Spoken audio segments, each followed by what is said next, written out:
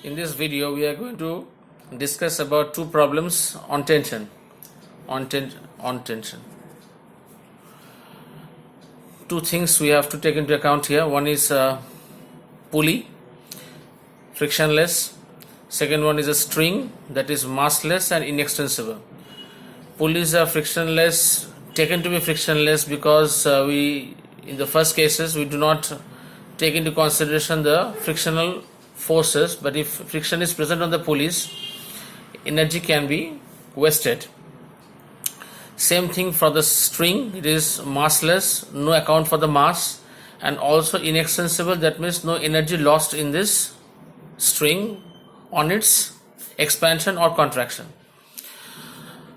Two cases means the first case is two masses, one on the table and another hanging from a pulley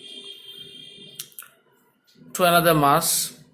This is suppose block A, this is block B, this is of mass small m, this is of mass capital M. The tension force or the weight of the block B acts downwards, that is mg. The tension force on the tension force in the rope from the block B acts towards the pulley. Now whenever we find tension force, we can see that the tension force always acts in the direction of the pulley. Now if this block moves downwards with an acceleration a, this block will also move with an acceleration a, because we have not taken into consideration the frictional forces. So this block and the table has no friction in between them. So this block also moves with an acceleration a. Now what force is moving this block? This is the tension T, the same tension. Now two things we have to remember. If the string is one string, the tension forces will be the same. If the string is different, then there will be different tensions acting on the string. Same string means same tension. And the second point is 95% of the cases, the tension force always acts in the direction of the pulley. Now we will learn about a new thing here, that is the free body diagram. Now what is a free body diagram? That means we cut out this body from the system and try to draw it separately. mg, the weight acting downwards, tension and the acceleration downwards. So free body diagram means we have to free the body from the system and draw the forces acting on the body. And the second thing we have to do is to write an equation on these things, on the forces. So if the block moves downwards, then mg is larger than t. So mg minus t is equal to ma. This is the first equation. Now for the second block, the tension force is in this direction, the mass is m, accelerating here. So this equation is very simple, t is equal to ma. Now to solve these two equations, this is the equation number 2. We can add 1 and 2, 1 plus 2. So t gets cancelled. So mg is equal to small ma plus capital Ma. We have to find the value of acceleration from this. So a common means m plus m, mg implies a is equal to mg by m plus m.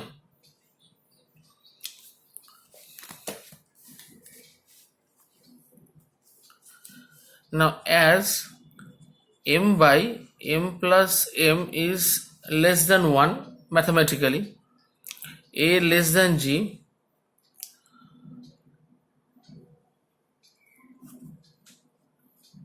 though the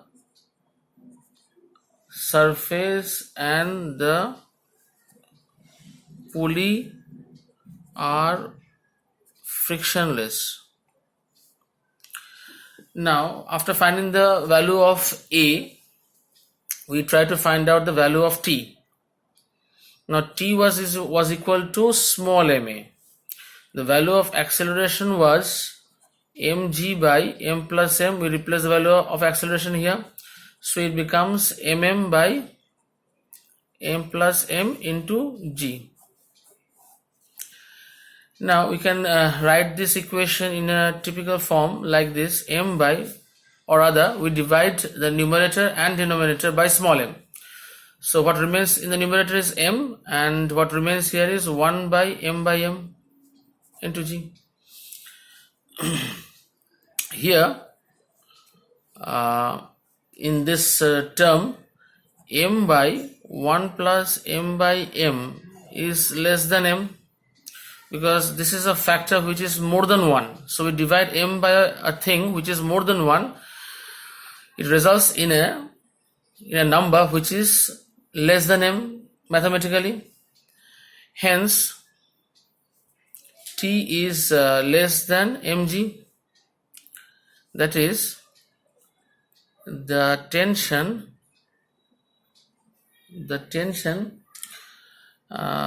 in the string,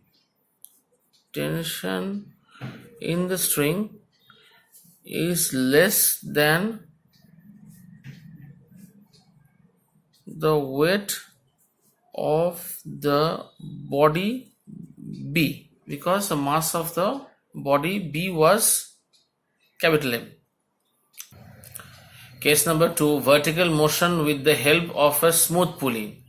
The machine is also known as the Atwood's machine. Simple system. This is a fixed pulley. Two blocks A and B are hanging from the pulley with a single thread. The mass of this block B is, suppose, capital M. So the weight hanging downwards is mg. The weight acting downwards from this is small mg, as the mass of the block M is small a. I have already told that if the string is 1, so the tension will also be 1. So T, here the tension is also T. Now M greater than M, that means the mass of this block B is more than that of the mass A. So obviously mg also will be greater than the weight of the block A. So this block B will move downwards with an acceleration A, and the block A will move up with an acceleration A. All other forces are absent, means the pulley is frictionless, the string is massless, inextensible. So we have already learned how to draw a free body diagram. So free body diagram of block A. So block A means this is A, the force acting upwards is tension T, force acting downwards is small mg, and the acceleration acting upwards is A. So what will be the equation? T minus mg is equal to ma, because the acceleration is upwards, means T is more than that of mg. T minus mg is equal to ma. Similarly, we try to draw the diagram of the block B, free body diagram, sorry. This is T, this is mg, this is acceleration A. Similarly, the equation we get from here is mg minus T is equal to ma. Now from this we will calculate the values of A and T. We have to calculate the values of A and T. Now adding these two will result in the elimination of T. So mg minus mg is equal to ma plus ma. Now from this we get the value of A as m minus m into g by m plus m. So this is the value of the acceleration. Also, replacing the value of A in any one of the equations, we can get T as 2 mm by m plus m into g.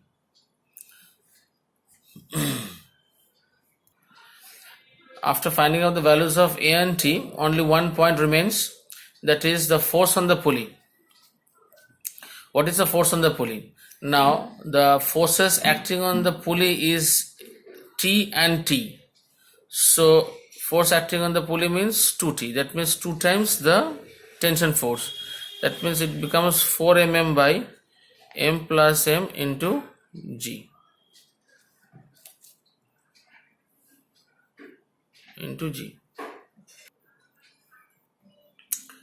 Now interactive forces. Here is a problem. Two blocks of masses 1 kg and 2 kg are placed in contact on a smooth horizontal surface as shown in the figure. A horizontal force of 3 newtons is applied on the 1 kg block. On 2 kg block, find force of interaction between the blocks. Now when the force of 3 newton acts on the 1 kg block, the interactive forces means the force acting between this 1 kg and the 2 kg blocks, or rather the reaction forces. Now we can draw this like this. So this is, suppose it's F1, 3 newtons, 2 kg block, 1 kg block. So applying Newton's second law for the 1 kg block, we can write a free body diagram like this. Force acts F1 in the reverse direction, 3 newton in the, so 3 minus F1 is equal to 1A. Now from where did we get this value? So we have to find the value of A. Now what is A? A is the force acting by the total mass. The force acting was 3, total mass was 3, so 3 by 3 means 1 meter per second square. We replace this value of A here, 1 into 1 means 1, so F1 becomes 3 minus 1, 2 newtons. So the interactive force acting between the two blocks was F1, which comes out to be 2 newtons. Now if we apply free body equation on the 2 kg block, it becomes more easier to find out F1, because on the 2 kg block F1, so F1 becomes equals to 2A. So 2 into 1 means 2 newtons are the same. And this was case 1 in which the force was acting on the 1 kg block. We take a second case when this force acts on the 2 kg block. 3 newton acts on the 2 kg block. The acceleration will be the same, 3 by 2 plus 1 means 1 meter per second square.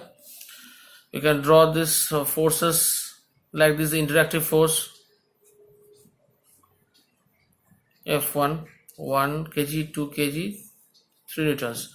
Now the free body diagram for the 1 kg block, we derive it from the 1 kg block. So it is we mentioned it as F2 and not F1, because the previous one was F1. So F2 becomes 1 into A, mass into acceleration. So acceleration becomes 1, that means 1 newton. So the interactive forces changes. Here the interactive forces was 2 newtons. In this case, the interactive forces becomes 1 newton.